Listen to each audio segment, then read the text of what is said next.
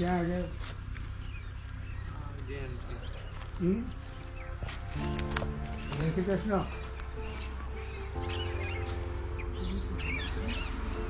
કાથોડી પરિવારમાં એમની રહેઠાણ જે છે રહેઠાણ આ પ્રકારનું હોય છે, વાંસની પટ્ટીનું બનાવેલું, અને ઘરની અંદર ચૂલો એ વચ્ચોવચ્ચ બનાવવામાં આવે છે.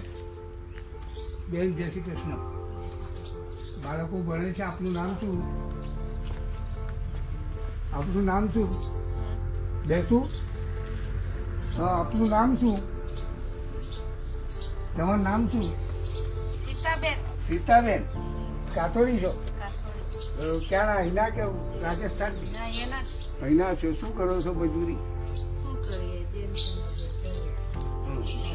ગામડામાં મજૂરી કરો. બરાબર. અને કેટલા કમાય રોજ? ક્યાં ક્યાં મજૂરી કરવા જાવ છો? 200 રૂપિયા રોજ આપે છે. અને શું કામ કરો છો? ચાર વાળવાનું 200 રૂપિયા રોજ મળે. કામ નિયમિત મળે છે કે મહિનામાં કેટલા દિવસ મળે?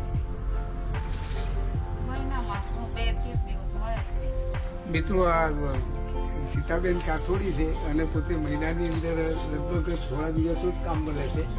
અને સ્વાભાવિક છે કે ઠંડી બહુ પડે છે અને ઠંડીના કારણે ઘરની અંદર તાપણું કરી અને બેઠા છીએ અને એમની જોડે વાતચીત ચાલી રહી છે.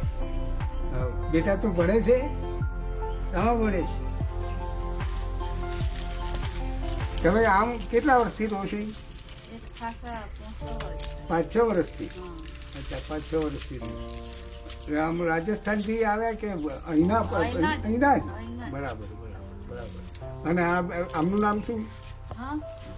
હા, રામભાઈ. સોમભાઈ. સોમભાઈ શું કરે છે? આજ મજૂરી. અને મજૂરી આજુબાજુ ખેતરોમાં જ મળે. અને પાણીની સગવડ ખરી તમારી? આ ચકલી છે. પાણી આવે છે ને? અચ્છા અચ્છા. કાથોડી કુટુંબને સરકાર શ્રી તરફથી જે પાણીની વ્યવસ્થા કરવામાં આવી છે એ નળ પણ છે અને એમાં પાણી પણ અત્યારે આવી છે, ચાલે છે. એ જેરી એમના માટે રાહતનું કામ છે. ચોખા છે. જો કાથોડી કુટુંબોનું ખોરાક જે કે બેન રોજ શું આપણે ખાવાનું હોય? આમ મકાઈના રોટલા. હા, મકાઈના રોટલા અને ભાત એ રોજનો ખોરાક. બરાબર બરાબર. સરસ.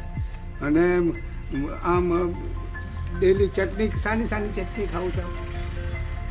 બટાકા, દાળ. એમ? હા હા.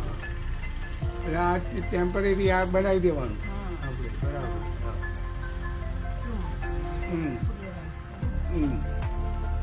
આ જાતે બનાવ્યું છે આપણે? જાતે જ બનાવો.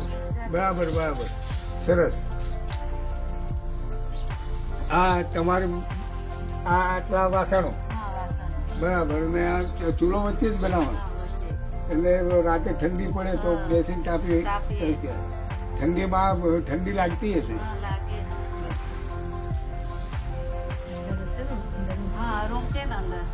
બાળકો ક્યાં આગળ ભણવા જાય છે? અંતરસુબા જાય. બરાબર. આપ કેટલું ભણેલા છે?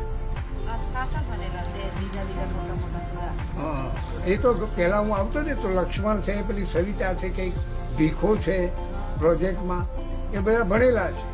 એ બધા ભણેલા છે. એટલે છોકરાઓને ભણાવજો. તમે ભણાવશો ને તો એમને શું થશે કે એમને સાચું જ્ઞાન મળશે, લાંબા ગાળે એમને રોજગાર પણ મળી રહે.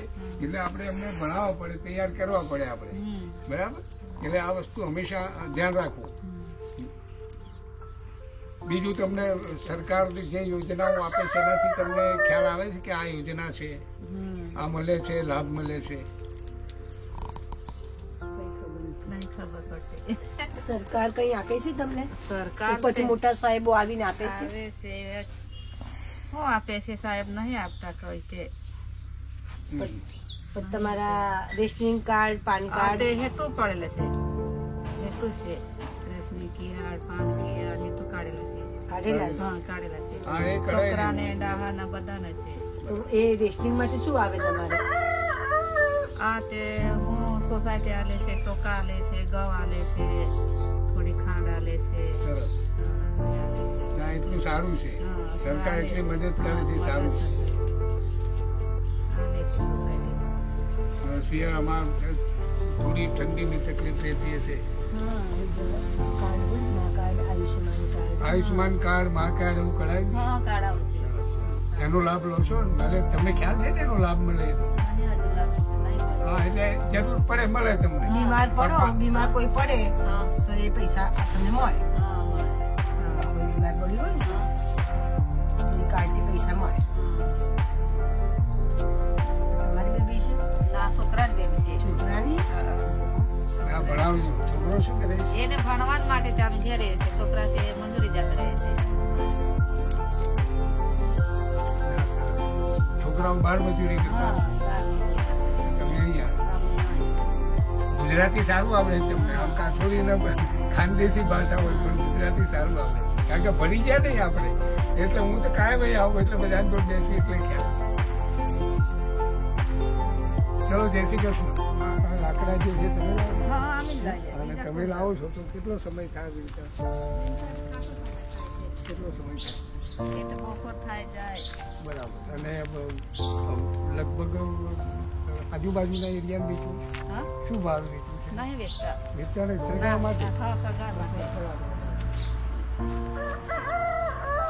ત્યાં જરૂરી પડે ને. હા લાકડાને ગેસ નીકળ કઈ ને લાકડા પર ગેસ ન હોય તો લાકડા થઈ જાય. લાકડા હા, જંગલમાં મળી રહે. એ સિવાય તમે મુસરી ને એવું વીણવા જાઓ? અત્યારે મુસરી અત્યારે નહીં મળે. અત્યારે મુસરી નહીં.